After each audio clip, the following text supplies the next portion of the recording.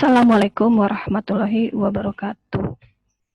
Baiklah, hari ini kita memasuki topik keempat tentang kepemimpinan dalam epidemiologi.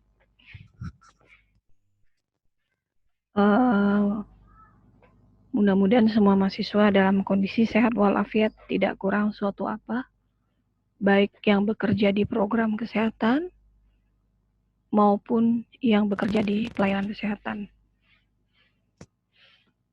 Kenapa kita harus mempelajari kepemimpinan? Karena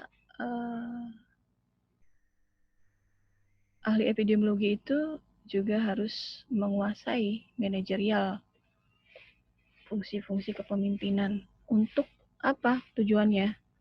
Tentu saja untuk menerapkan metode epidemiologi yang dia miliki gitu ya. Jadi pokok bahasan pada sesi ini ada dua, yaitu kepemimpinan secara umum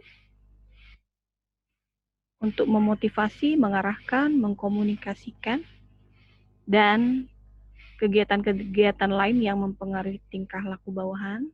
Yang kedua, bagaimana epidemiologi itu dapat digunakan untuk memotivasi orang. Dan apakah menggunakan prinsip EPID yang sesuai dengan teori manajemen secara umum. Nah, untuk menjawab dua pokok bahasan ini, kita coba melihat model integrasi dari motivasi. Jadi bahwa performance itu tergantung daripada effort ya. Ya, effort itu dari reward, kemudian dari ekspektasi atau harapan. Coba lihat panah yang menuju ke arah performance ya. Nah, antara effort ya dengan performance itu ada ability atau kemampuan dan situasi constraint. Situasi yang ada itu seperti apa ya? Itu akan mempengaruhi performance. Kalau situasinya misalnya pemerintah tidak mendukung untuk lockdown, ya artinya kan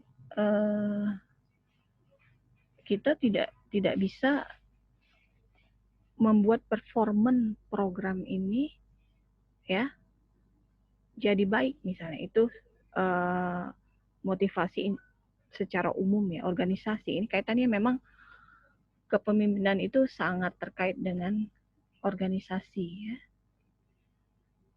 Sebetulnya ini adalah secara individu, tapi bisa digeneralisir kepada organisasi. Nah, kemudian performance juga itu berasal dari intrinsic reward, maksudnya reward yang dia dapat dari dalam, kemudian ada juga mungkin ada reward dari luar ya. Nah, kemudian ada reinforcement ya yang mempengaruhi performance, dan semuanya ini ya akan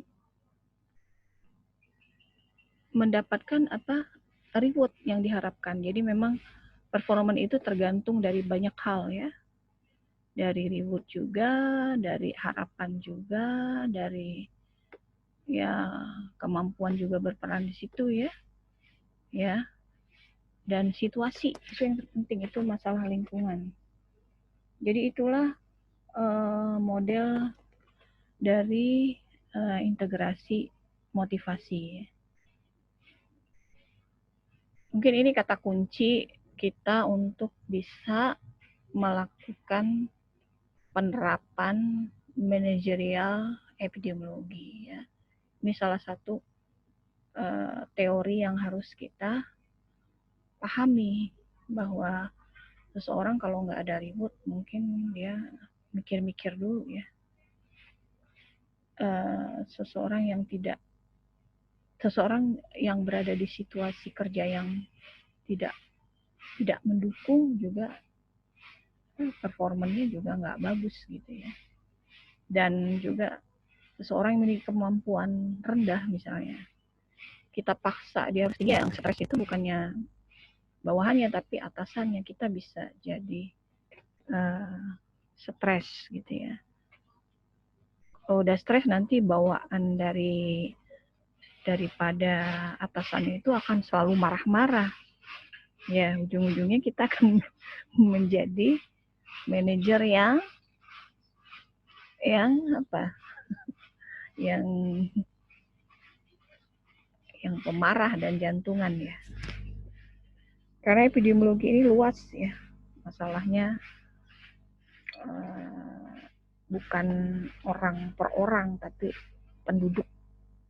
Terkadang juga kita butuh ketegasan ya dalam manajerial kita, tapi terkadang kita butuh ya gaya-gaya komunikasi yang misalnya gaya komunikasi yang baik gitu ya. Apa yang baik itu nanti kita belajar selanjutnya. Nah, motivasi itu, fungsi manajer meningkatkan motivasi itu adalah fungsi daripada manajer.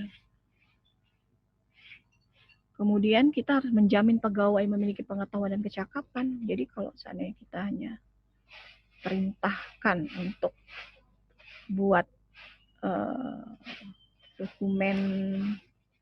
dokumen pelatihan misalnya, pelatihan tentang epidemiologi lapangan, tapi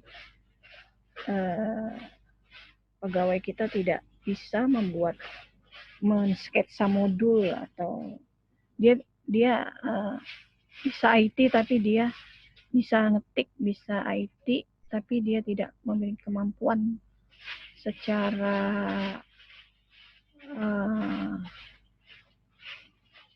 keilmuannya atau substansi konten ya, itu juga nggak bisa. Epidemiologi adalah salah satu kompetensi yang dimiliki petugas kesehatan. Jadi memang untuk membuat modul, misalnya modul epidemiologi ya, petugas tersebut harus memiliki kompetensi. Bawahan kita itu harus memiliki kompetensi ya. Atau misalnya di rumah sakit sebagai perawat misalnya, dia harus tahu epidemiologi. Misalnya dia merawat pasien COVID-19 misalnya, dia harus tahu epidemiologi juga, dia harus ngerti bahwa itu nanti akan terjadi penularan lewat apa misalnya. Airborne bisa ya, kalau di dalam ruangan bisa airborne. Nah itu harus diketahui. Contoh seorang administrator panti jompo akan memaksimalkan kinerja asisten perawat lansia. Nah ini ada contoh dari perawat lansia ya. Keterampilan fisik dan mental, misalnya dia akan memindahkan pasien. Jadi dia harus mengetahui dasar faktor risiko dan penyakit tersebut ya. Dia harus mengetahui prevalensi dekubitus karena tirabaring dan risiko infeksi nasokomial. Kenapa? Ya itu harus disadari di panti jompo itu nanti semua jompo misalnya ada 30 orang jompo di situ misalnya yang dirawat ya. Nah, semuanya itu akan karena dia dekubitus gitu ya. Kalau memang nggak dipindah-pindah. Jadi para pekerja di situ memahami alasan tindakan pelayanan kesehatan, itu yang terpenting. Jadi seseorang itu memahami alasan mengapa sih harus pakai masker. Itu untuk masyarakat ya. Tapi kalau untuk pekerja kesehatan itu dia harus memahami sampai ke petugas kebersihan ya. Integrasi teori epidemiologi itu seperti apa? Untuk menjelaskan atau menyediakan perilaku rasional dengan motivasi kerja. Jadi kita akan rasional dalam bekerja misalnya. Seperti misalnya tidak menyalahkan sepenuhnya ya, bahwa ada banyak dokter dan perawat yang terinfeksi ya COVID-19. Ada yang bilang dia aja yang salah pakai APD ya. Tapi sebetulnya kalau kita lihat situasi mungkin bukan itu penyebabnya, bukan dia salah pakai APD, tapi memang APD-nya memang minim ya. Kita nggak di awal-awal itu banyak sekali dokter perawat yang meninggal ya, itu karena apa? Faktor ketersediaan APD yang tidak memadai memang. Jadi itu mungkin di luar itu, misalnya perawat itu harus pakai masker, misalnya harus pakai baju seperti astronot ya. Itu dia harus mengetahui bahwa secara epidemiologi itu akan terjadi penularan. Bagaimana dengan petugas berikut? Bagaimana cara memotivasinya? Misalnya ada housekeeping ya, petugas kebersihan. Pentingnya kebersihan ruangan, jenis mikroba resisten, pentingnya kebersihan WC. Oke lah, kalau untuk sekarang itu kan banyak yang tugas kebersihan dia harus desinfektan ya, mendesinfeksi semua ruangan misalnya. Pegangan-pegangan pintu yang dilewati, nah itu harus dilap ya. Terus petugas gizi itu kepuasan pasien dan kesembuhan.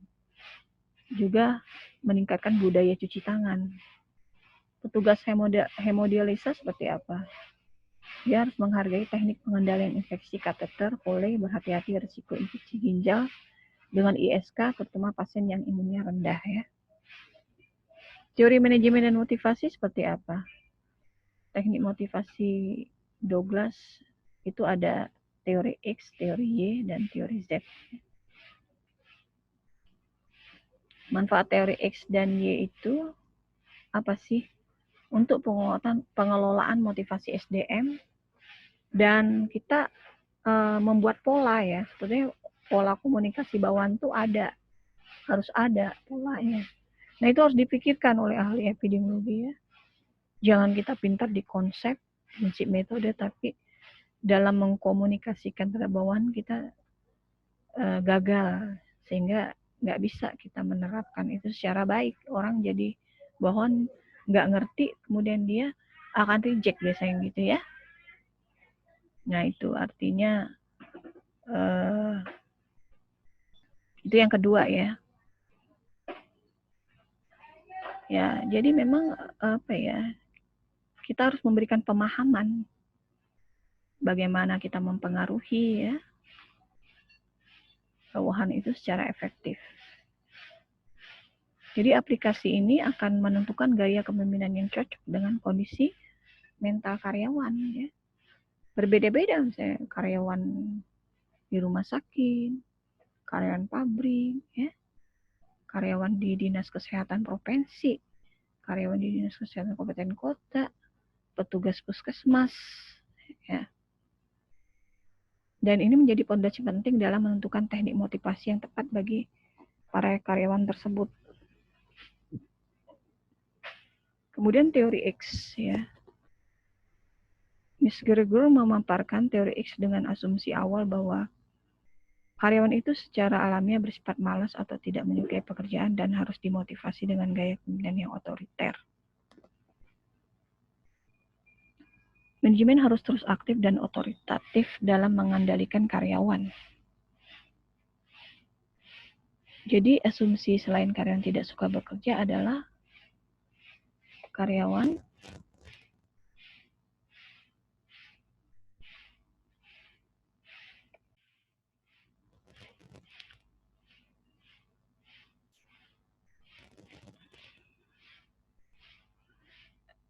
ya lanjut ya, teori X tadi lebih ke menganggap atau persepsi bahwa bawahan itu memiliki sifat malas atau tidak menyukai pekerjaannya. Dan ini harus dimotivasi dengan gaya kepemimpinan yang otoriter. Ya. Jadi manajemen itu harus terus mengendalikan karyawannya. Dan ada asumsi lain yaitu karyawan itu tidak punya ambisi. Sehingga ingin selalu menghindar dari tanggung jawab. Maka dari itu perlu diarahkan, dipaksa, bahkan diancam dengan hukuman dan dikontrol dalam pengawasan yang ketat. Teori ini kurang efektif dalam praktek manajemen modern, namun hierarki kewenangan yang tersentralisasi tak bisa dihindari jika perusahaannya memiliki karyawan yang sangat banyak dengan skala produksi yang besar dan pekerjaan yang berulang-ulang tanpa keahlian tinggi, ya seperti di pabrik-pabrik. Jadi teori X ini cocok untuk pegawai pabrik. Jadi jangan sekali teori X dipakai di puskesmas misalnya. Tapi dia harus tetap digunakan pada jenis karyawan yang memiliki karakter yang lebih termotivasi secara efektif dan memberikan hasil kinerja yang lebih baik dengan gaya kepemimpinan yang otoritatif. Jadi perlu juga kita mancing-mancing ya. Apakah di antara pegawai puskesmas tersebut mungkin juga ada yang biasanya laki-laki ya. Karyawan laki-laki biasanya yang suka agak-agak bandel ya. Jadi harus agak-agak otoritatif sendiri ya. Gitu, mungkin gitu. Para pembina dan manajemen perusahaan yang ingin mempraktekkan teori X harus menyatakan dengan tegas aturan ya. Kalau enggak ya kita diketawain sama bawahan. Aturan, arahan, ultimatum dengan pemberian imbalan dan hukuman untuk karyawan. Jadi semuanya harus tegas. Ada hukuman tapi juga harus jelas imbalannya ya. Ya fokusnya teori ini adalah pada pengawasan dan pelaksanaan prosedur standar kerja, pengendalian aktivitas, delegasi tugas, dan perintah dengan deadline, serta memastikan hasil akhir yang diberikan karyawan harus sesuai dengan tujuan yang telah ditetapkan sebelumnya. Kemudian bagaimana dengan teori Y?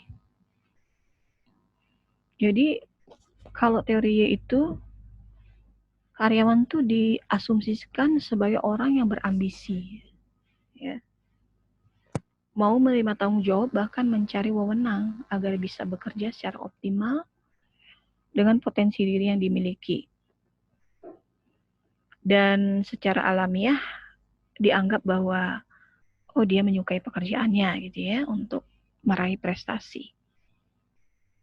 Makanya di banyak instansi ya pemerintah itu ada fungsional. Jadi itu karena apa? Di asumsi seperti inilah yang menyebabkan banyaknya jabatan fungsional. Gaya kepemimpinan ini adalah manajemen partisipatif yang mengundang diskusi dan keterlibatan karyawan dalam membuat keputusan dan memberikan peluang untuk mengembangkan keahlian serta karir sang karyawan atau promosi. Ya. Kreativitas, intelektualitas, otonomi, dan keahlian yang dimiliki karyawan diapresiasi oleh manajemen yang menggunakan teori dalam teknik motivasinya. Walaupun begitu, teori tetap memanfaatkan penilaian untuk remunerasi, insentif, dan pemberian sanksi jika diperlukan.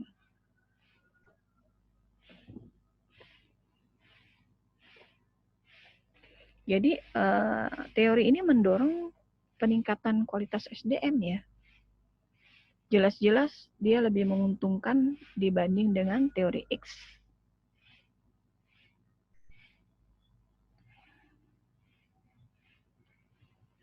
Jadi pengembangan teori ini terus diupayakan oleh para peneliti selanjutnya ya.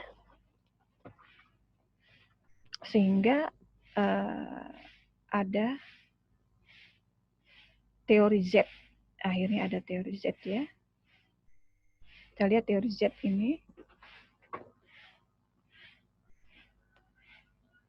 Ya, dulu dikembangkan di perusahaan-perusahaan di Jepang ya.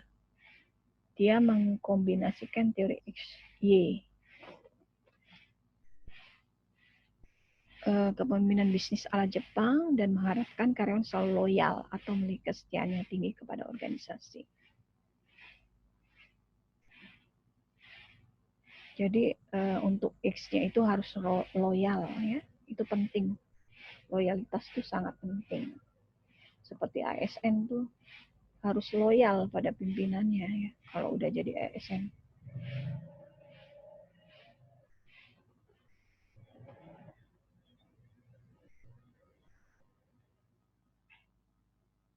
Nah, kita coba lihat di Jepang tuh seperti apa sih dalam menjalankan teori Z-nya. Jadi nggak separuh-separuh ya, dia full. Full itu maksudnya dia sempurna ya. Kebutuhan karyawan faktor pendorong motivasi kerja tidak sebatas pada kebutuhan fisik dan keamanan. Kemudian perusahaan terhadap kesejahteraan dan pemenuhan kebutuhan mental, emosional, sosial, spiritual kami sangat diperhatikan dalam aplikasi teori Z. Nah, apakah tunjangan kinerja sudah mencukupi? Jadi itu tujuannya itu. Jadi teori Z sudah diterapkan ya pada ASN, di tunjangan kinerja ya.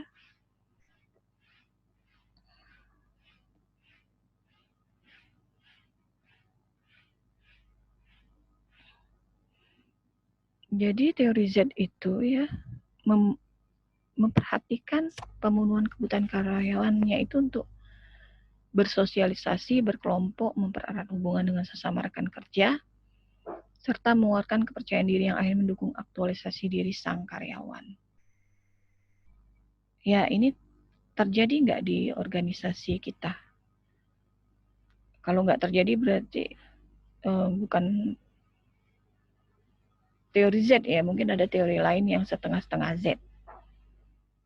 Menurut Ochi, penerapan dari teori Z dalam perusahaan akan memberikan stabilitas SDM, para karyawan jarang berhenti, pindah kerja atau berulah minta dipecat. Jadi ciri-cirinya gampang. Kalau seandainya di organisasi kita jarang ada karyawan yang minta pindah misalnya ya. Kalau ASN kan dia nggak bisa berhenti ya. Itu indikator aja bahwa dia sudah melaksanakan menggunakan teori Z. Ya. Karyawan itu kalau udah dikasih tunjangan kinerja yang tinggi, ya, dia akan setia, ya, termotivasi untuk memberikan yang terbaik bagi perusahaannya. Disiplin, ya, kerja keras menjadi nilai budaya dalam perusahaan selama manajemen dipercaya untuk selalu mendukung dan memberikan kesejahteraan. Teori Z juga meningkatkan kompetensi karyawan dengan rotasi pekerjaan dan pelatihan yang intensif. Apakah kita sudah seperti itu? Hal ini dilakukan agar karyawan yang promosi menjadi pemimpin memiliki pengetahuan yang menyeluruh terhadap semua operasional perusahaan dan akan mampu menggunakan teori Z untuk memotivasi semua bawahannya, khususnya karyawan yang baru. Nah, jadi tanyakan pada diri sendiri, teori apa yang dipakai di organisasi kita, ya? Teori kepemimpinan apa?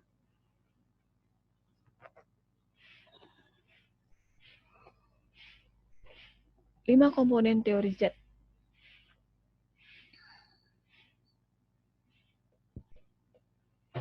Menurut teori Z, tujuan menyeluruh dari organisasi adalah untuk menciptakan budaya organisasi yang melibatkan pekerjaan sebagai partisipan kritis. Bagian dari proses pemberdayaan ini mungkin termasuk penanaman dari perspektif epidemiologi antara manajer dan karyawan. Jadi 5 itu adalah pekerjaan seumur hidup, jarang ada karena merger, akuisisi, dan pengurangan biaya. Ini jarang ada ya. Berinvestasi dalam pengembangan keterampilan, menyeimbangkan kriteria pengambilan keputusan implisit dan eksplisit, itu dipengaruhi oleh budaya dan filsafat, pengambilan keputusan partisipatif, pandangan holistik karyawan, dengan penekanan yang kurang pada hubungan antar manusia pada organisasi. Itu 5 komponen manajemen teori Z. Kita kembali ke epidemiologi dan perilaku kepemimpinan. Ya, studi kepemimpinan itu fokus pada hanya 2 hal, eksekutif dan pekerja ya. Kegiatan eksekutif utama meliputi strategi untuk memobilisasi dukungan internal dan eksternal, upaya untuk mengembangkan karyawan, keputusan mengenai tujuan arah organisasi, penilaian ancaman eksternal dan peluang, dan respon terhadap ancaman dan peluang. Aktivitas ini dipandang penting untuk kelangsungan hidup organisasi, legitimasi dan pencapaian tujuan. Ini adalah model kepemimpinan integratif. Rakic dan kawan-kawan tahun 92. Kita lihat bahwa semuanya itu dipengaruhi oleh variabel situasi, ya. Leadership, ya, tingkah laku pemimpin, personal power, ya, variabel intervening yang diintervensi, ya, dan hasilnya apa, itu dipengaruhi oleh variabel situasional. Jadi kepemimpinan itu ada namanya kepribadian, ya, dan kemampuan dia, skill memimpin dan pribadi dia sendiri, karakter, ya. Itu menghasilkan tingkah laku kepemimpinan, dipengaruhi oleh variabel situasional. Nah, personal power itu hal yang keluar dari pribadi dan skill memimpin, ya. Berasal dari mana sih personal power itu? Ya, berasal dari variabel dari performan grupnya, ya. Kalau misalnya di dalam grupnya dia sudah cuek-cuek aja, mungkin personal power tuh bisa nggak nampak, ya. Tujuannya, kemudian psikologinya dan kemampuannya untuk tumbuh seperti apa, ya.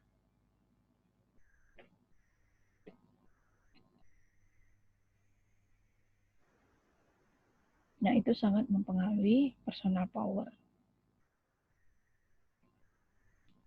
Yang dipengaruhi juga oleh beberapa variabel, ya. Itu ada di kotak yang paling tengah, ya. Intervening variable, subordinate effort, role clarity and ability, organization of work, cooperation, teamwork, resource, external coordination. Itulah yang mempengaruhi end result variable, kemudian mempengaruhi personal power, ya, gitu.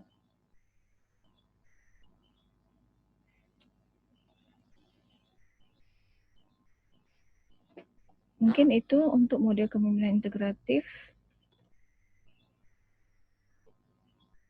Kita lanjut ke kepemimpinan dalam pengaturan organisasi formal, seperti rumah sakit, panti jompo, pusat pelayanan rawat jalan, pengelolaan organisasi pelayanan kesehatan. Ini contoh aja, ya. Kepemimpinan itu sulit dipahami. Mengapa? Karena dia paling banyak diamati dan dipelajari seperti fenomena alam, ya. Jadi sebetulnya kepemimpinan itu bukan dibuat-buat, dia memang bawaan lahir, ya, barangkali. Karena apa, ya, karakter orang tuh berbeda-beda, ya, kepribadiannya berbeda-beda, dan skillnya juga berbeda-beda. Dan ternyata sulit menggambarkan karakter seorang pemimpin yang baik dibanding pemimpin yang lainnya, ya. Sulit. Jadi kalau bisa dibilang pemimpin itu adalah apa, ya, kalau anak buah suka bilang kambing hitam, ya. Jadi kalau ada salah-salah, ya, itu pasti pemimpinnya tuh yang nggak benar, gitu, ya. Kalau untuk di zaman kapitasi seperti ini, seperti apa yang efektif? Harus merangkul konsep dan prinsip epidemiologi agar menjadi efektif. Nah, itu jawabannya. Jadi menurut Bafklas, ya, tahun 42, fungsi organisasi itu adalah set kemampuan pribadi, ya. Fungsi organisasi menjadi fungsi organisasi. Jadi semua kemampuan pribadi itu dalam bentuk satu set. Itu fungsi organisasi. Mengacu pada distribusi kekuatan pengambilan keputusan di sebuah organisasi, sementara kemampuan pribadi adalah membuat pilihan untuk mengurangi ketidakpastian. Pilihan menggunakan perhitungan rasional dengan mempertahankan efisiensi organisasi, tujuan utama dalam organisasi.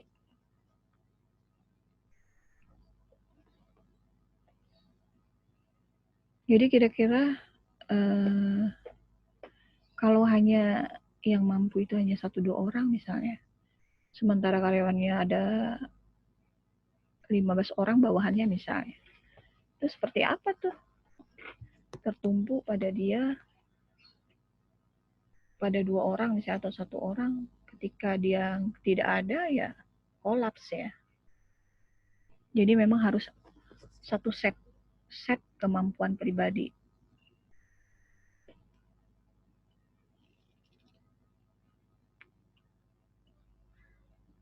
Nah, ini menurut Zalesnik ya, struktur birokrasi konservatif.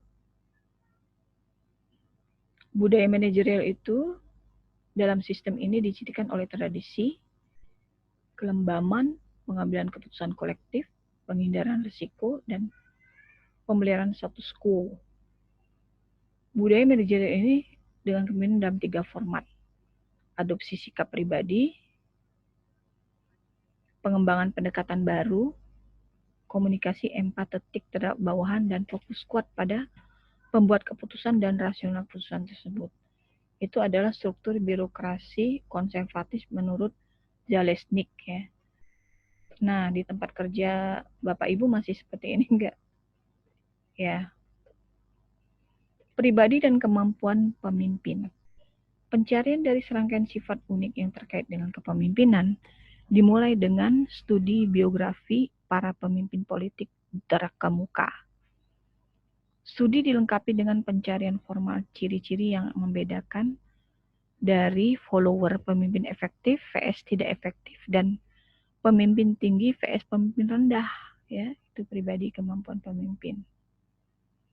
Gibb tahun 47 menyatakan bahwa ciri-ciri kepemimpinan adalah salah satu atau semuanya sifat kepribadian yang dalam situasi tertentu memungkinkan seseorang untuk berkontribusi secara signifikan terhadap pergerakan kelompok ke arah tujuan yang disepakati dan dianggap melakukan sesuatu oleh kelompok.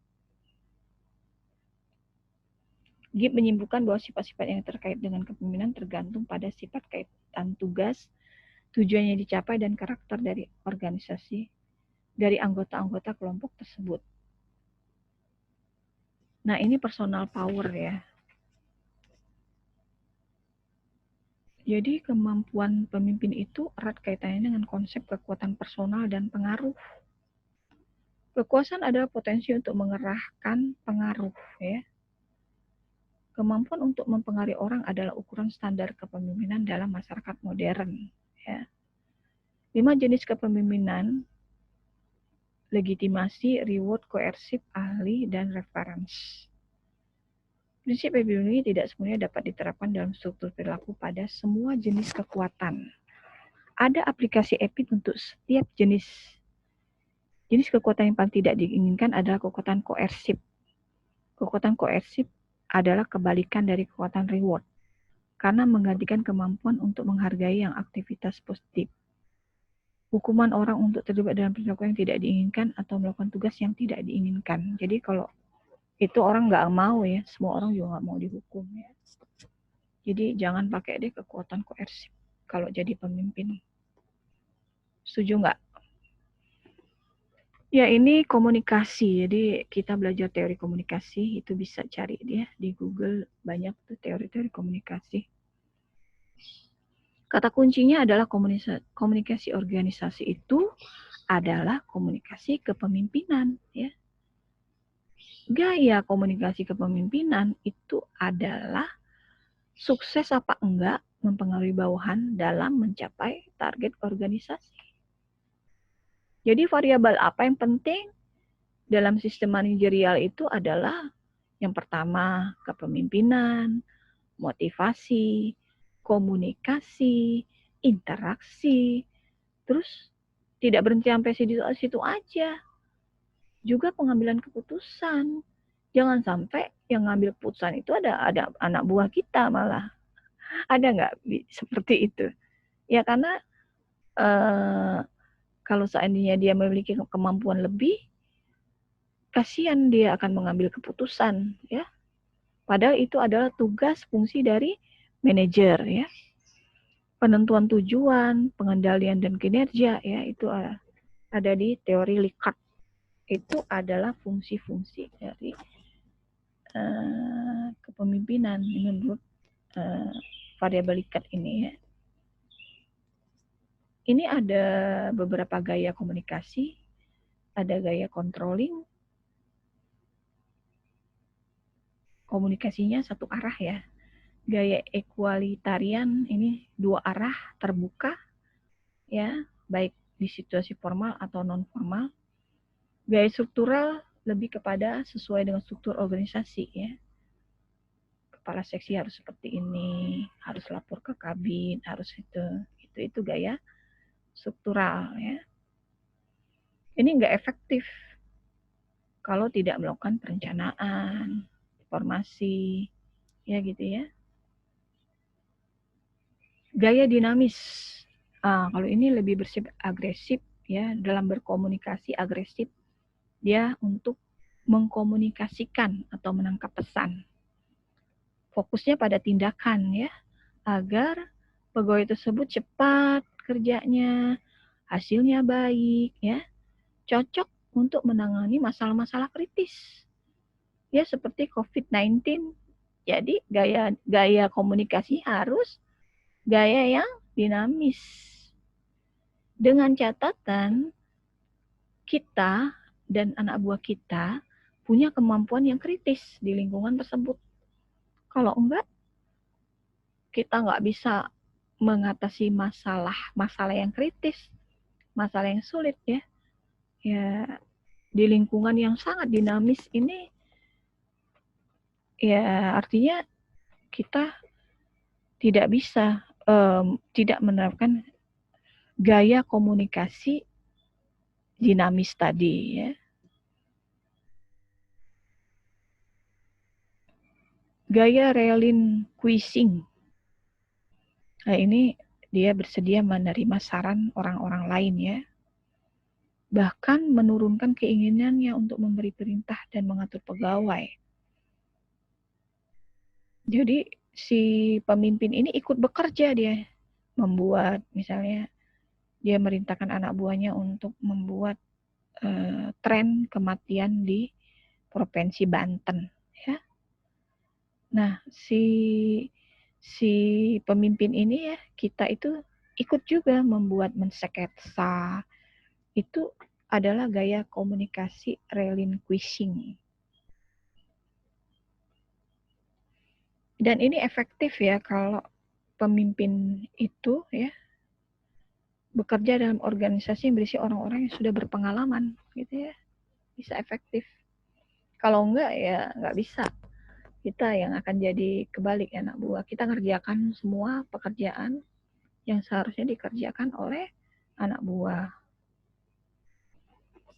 Bagaimana pemimpin dalam epidemiologi?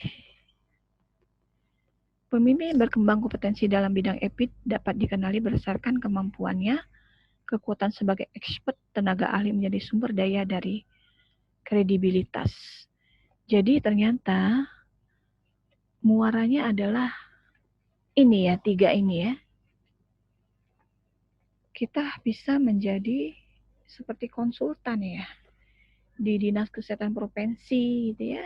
Itu kepemimpinan epidemiologi itu seperti konsultan, memberikan advice, memberikan saran-saran petunjuk secara konsep dan epidemiologi ya. Seperti misalnya ahli epidemiologi harus memberikan saran pada saat akhir Desember 2019 bahwa kita harus menerapkan PHEIC ya, Public Health International Emergency International Concern ya. Karena ada itu aturan IHR 2005 ya, International Health Regulation. Mengisolir semua ya. Nggak bisa nggak. Mengisolir negara kita dari perjalanan dari luar negeri masuk ke kita. Nah, itu sulit ya sebetulnya. Tapi kan negara kita lengkap, ada Menteri Kemaritiman, Menteri Kelautan ya. Ya enggak? transportasi, perhubungan. Nah, itu menteri-menteri itu nanti yang akan bekerja. Jadi kalau pemimpin epidemiologi seperti itu, memberikan saran masukan kepada pemerintah bahwa kita segera menutup negara kita dari penularan virus impor, ya, gitu. Mungkin sampai di situ saja. Terima kasih atas perhatiannya. Untuk kali ini tidak ada tugas. Ini penting kita mempelajari manajerial kepemimpinan secara umum, karena orang EPID itu nggak cuman pinter ngitung, ya. Pinter ngitung, pinter memprediksi. Orang EPID adalah